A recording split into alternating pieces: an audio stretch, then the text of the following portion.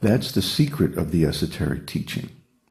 It's just like if you know the basic equations of physics, you can derive all other physical laws from them.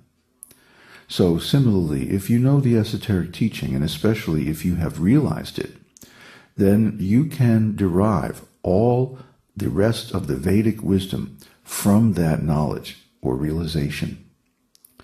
Therefore, one has to be a realized soul to determine which spiritual techniques and methods, which particular scriptural aids are appropriate for a particular time and condition.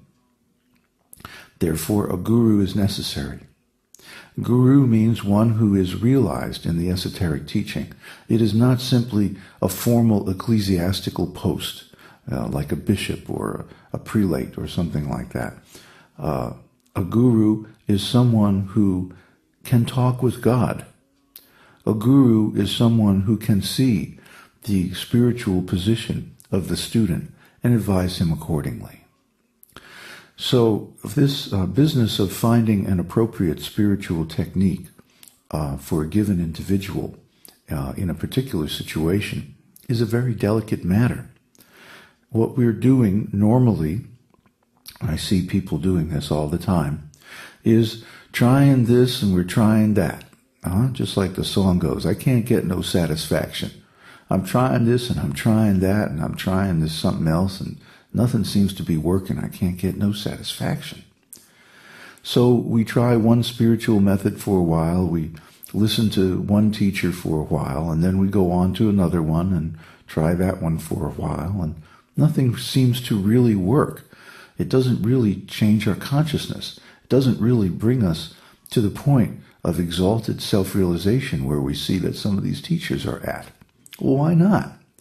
Because we have never surrendered to an actual bona fide guru.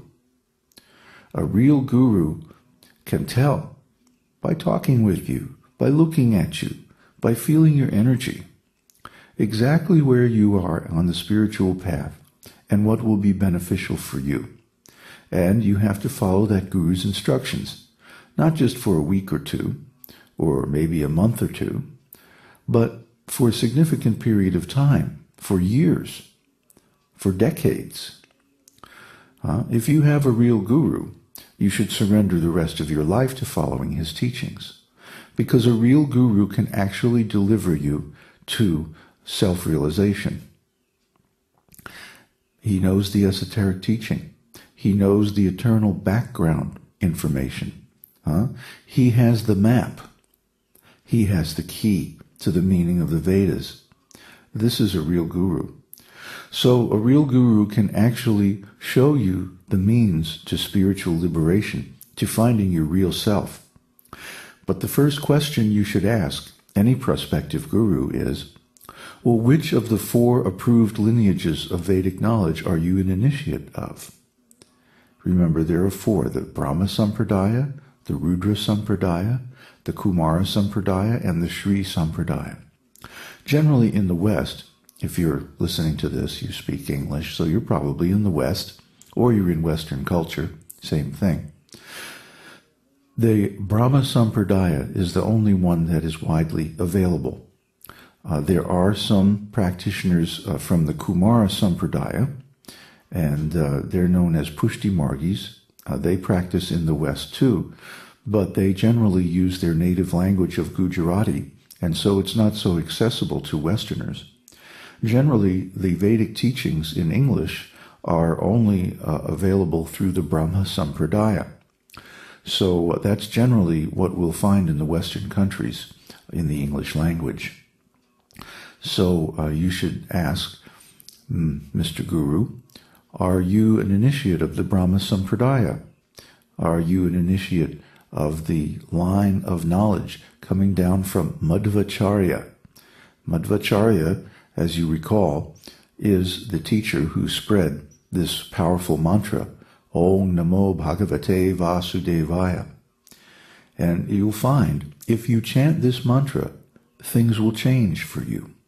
Certain opportunities will become real possibilities for you that were not available to you before. It'll be subtle, but you'll feel it. You'll know.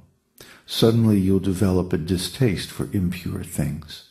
You'll want to associate with people who are on the spiritual path instead of nonsense people who aren't doing anything important.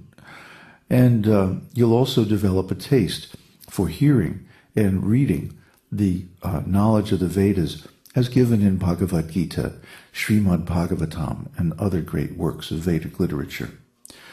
So by chanting any mantra, any bona fide mantra, you automatically get a taste for self-realization. This instruction is appropriate for anyone at any time. Krishna says in Bhagavad Gita, I am japa. In other words, the supreme practice of self-realization is chanting the holy names, japa.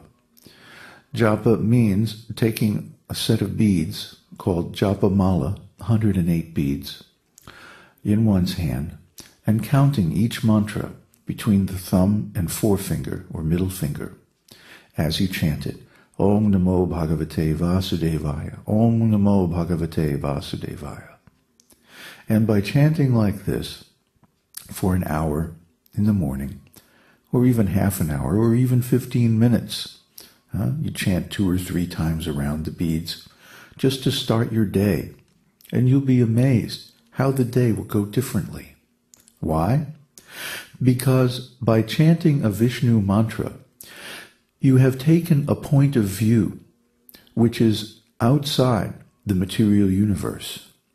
By addressing God as Vasudev, the Lord of the Vasus, this means you are addressing Krishna in his Dwarka Leela, his pastimes as a great king.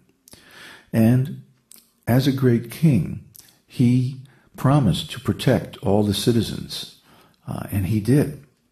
So by approaching Krishna as a citizen of his kingdom, Dwarka, there is a contract or an agreement between you and him that he will protect you. And he does. His potency is unlimited and infallible.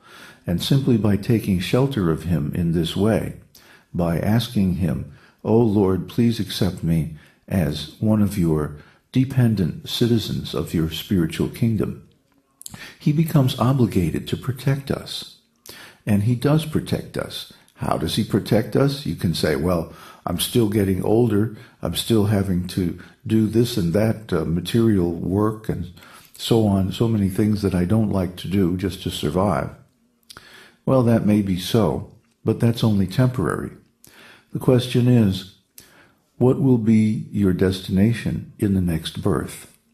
That's the biggest question that faces all of us. So by chanting mantra as a regular daily habit, one builds a store of impressions of transcendental reality in one's mind. These samskaras, when played back at the time of leaving the body, determine the nature of our next embodiment. So by chanting every day the name of God, Om Namo Bhagavate Vasudevaya, we fill our minds with transcendental samskaras, and therefore we guarantee that at the time of death, we will go to our perfect body.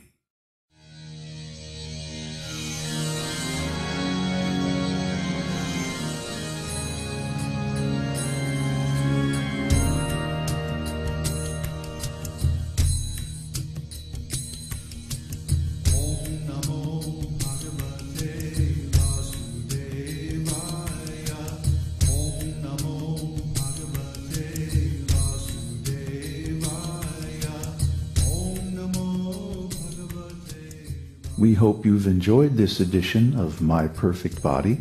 This is David Hughes, your host, reminding you to visit us on the web at esotericteaching.org, where you can purchase the complete Esoteric Teaching Introductory Seminar DVD and many CDs of transcendental music and mantras.